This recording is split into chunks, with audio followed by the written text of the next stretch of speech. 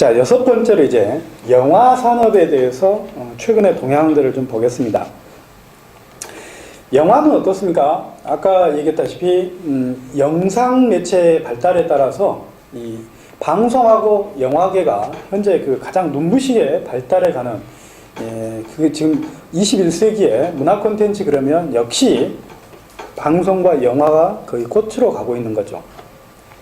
물론 최근 들어서 한국의 영화 산업은 좀 주춤한 느낌을 많이 받을 겁니다. 왜냐하면 이 관객이라든가 아니면 좋은 콘텐츠라든가 이런 부분에서 그 조금씩 그리고 정부 투자까지도 지원까지도 하면서 조금씩 주춤한 경향이 있지만 여전히 한국의 문화 콘텐츠에서 이 영화 산업은 무시할 수 없는 분야 중에 하나입니다.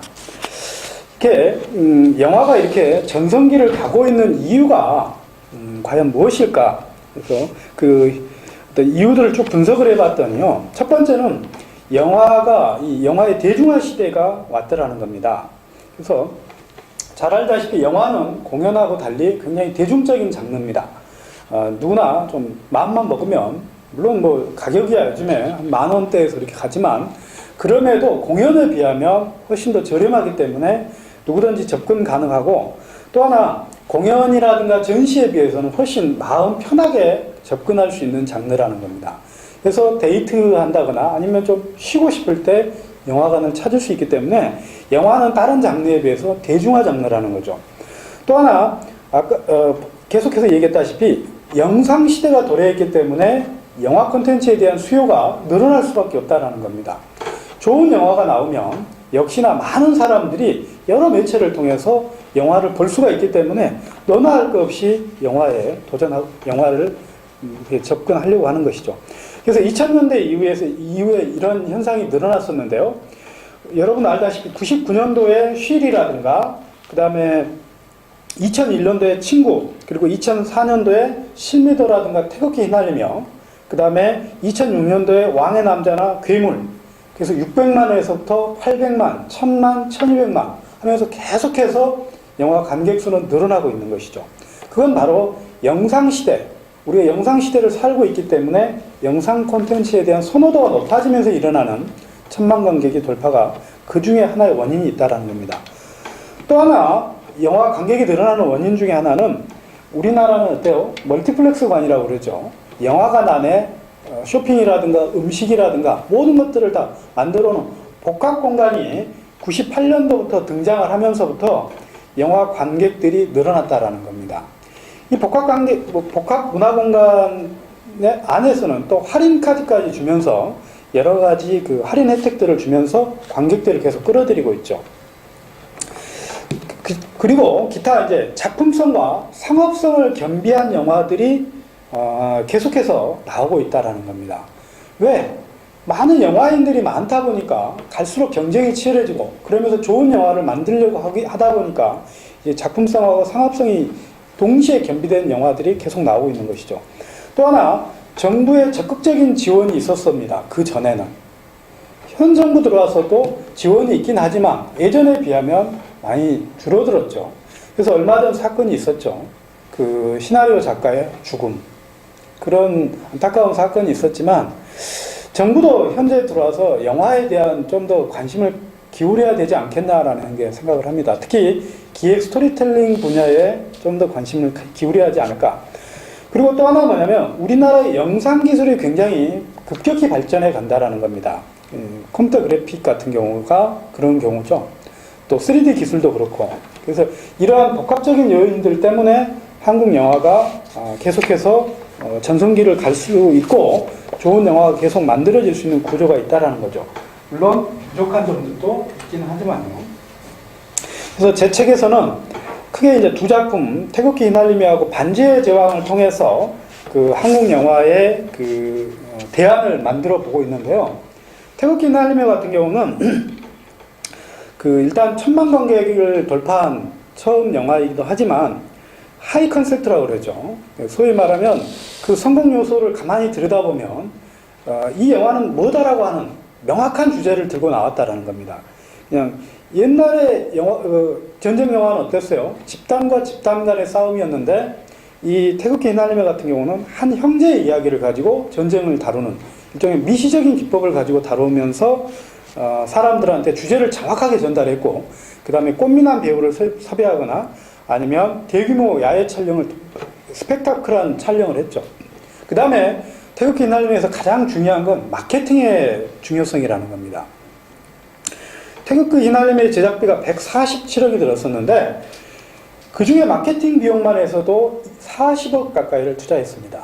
그러면서 한국 영화계에서 마케팅의 중요성을 딱 일깨워준 영화였죠.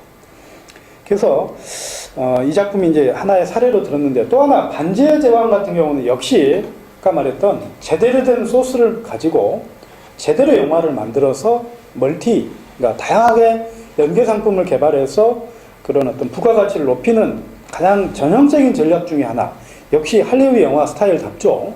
이러한 것들에 대해서 우리가 좀 배울 필요 있다. 마구잡이로 영화를 편수를 100편 이상, 매년 100편 이상씩 찍어가지고 그냥 내보내기보다는 좀 더 진지하게, 좀 제대로 된 걸 만들어서 제대로 팔는 것이 필요하지 않는가. 그래서 이런 사례를 제시했고요. 그 다음에 한계점, 역시 이제 영화 산업의 발전에는 역시 또 부족한 점들도 많이 있는데, 그게 한국 영화의 가장 현재 부족한 점 중에 하나는 장르가 편중되어 있다는 겁니다. 잘 아시죠? 한국 영화도 역시 멜로물 아니면 폭력물 아니면 전쟁 영화, 이쪽이 대부분들을 다 차지하고 있죠. 대신에 SF라든가 호러라든가 아니면 재난이라든가 그런 영화들에 대해서는 역시 굉장히 약점을 갖고 있습니다. 장르를 좀 다양화할 필요가 있다. 특히 저도 이제 영화에 대해서 감수일을 가끔씩 하는데, 한국 영화의 제 개인적인 생각은 가장 큰 병폐 중에 하나는 할리우드 영화를 따라하는 경향이 상당히 많다라는 겁니다. 할리우드 영화를 약간 다르게 한국식으로 만드는 영화들, 이런 영화들이 계속해서 나오고 있는데, 이제 좀 우리 영화 스타일을 좀 찾아가야 되지 않겠는가. 그래서 이렇게 장르가 편중되다 보면 역시 아까 얘기했다시피 홍콩 영화하고 비슷하게 갈 가능성도 없지 않아 있다라는 겁니다. 소재가 비슷하고 비슷비슷한 이야기가 계속 나오면 다른 나라에서는 어떻겠습니까?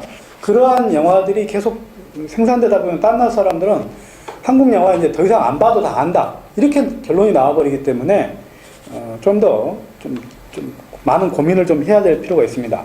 또 하나 한국 영화에서의 문제점은 지나치게 감독 위주라는 겁니다.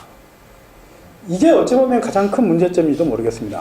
여러분도 잘 알다시피 할리우드 영화는 전문화되어 있고 분업화되어 있고 전문화가 되어 있습니다. 다 보면 작가는 작가, 감독이면 감독, 스텝은 스텝, 아니면 회사의 마케팅 이렇게 다 분리가 돼서 나름대로 거기에 자기들의 전문성을 다 담보하고 있는데, 한국에서는 감독 혼자서 기획하고 그 다음에 스토리텔링 자기가 해버리죠. 심지어는 시나리오까지 쓰죠.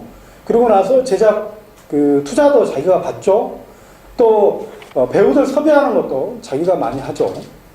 편집, 심지어는 마케팅까지 감독이 하는 경우가 많다라는 겁니다. 그래서 그러다 보면 어떻겠습니까? 한 작품 만드는 데는 잘 만들 수 있겠지만 여러 작품, 감독은 어떻습니까? 계속해서 여러 작품을 만들어야 될 사람이고 세계적인 작품을 만들어야 될 사람인데 혼자서 다 할 수가 없다라는 겁니다. 그래서 분업화해서 전문화된 시스템으로 가야 되지 않나. 특히 스토리텔링 부분, 시나리오 작가에 대한 대우가 정말 중요하다. 왜? 모든 문화 콘텐츠의 저변, 기반은 역시 스토리텔링에 있다라는 겁니다. 좋은 이야기를 만든 사람에게 계속해서 지원이 돼야지 그 사람 이야기를, 제 개인적으로 생각할 때 한국 사람들은 이야기를 마치 자판기로 생각하는 경우가 있습니다. 동전 딱 넣으면 이야기가 바로 나온 것처럼 생각하는 경우가 있는데 결코 그렇지 않다라는 겁니다. 하나의 좋은 아이디어를 찾기 위해서도 수십 년 동안 노력을 하고 좋은 이야기 만들기 위해서 몇십 년 동안 정말 굶으면서까지 거기에 매달리는 것인데, 마치 하루아침에 뚝딱 나온 것처럼 이렇게 생각하는 것, 그건 지나치게 돈의 논리로 이 예술을 보고 있다는 거하고 똑같은 경이거든요. 그래서 좀 작가들에 대한 대우, 이 부분에 대해서 신경을 좀 많이 써야 된다. 그리고 너무 우리나라는 극장 중심의 수익 구조를 갖고 있다는 겁니다. 할리우드 영화는 그랬죠. 영화에서 벌어들이는, 그러니까 영화 극장에서 벌어들이는 돈은 거의 20%에 불과밖에 안 합니다. 나머지 돈은 그럼 어디서 다 충당을 하느냐? 그 엄청난 제작비를 다 연계 상품에서 충당을 한다는 겁니다.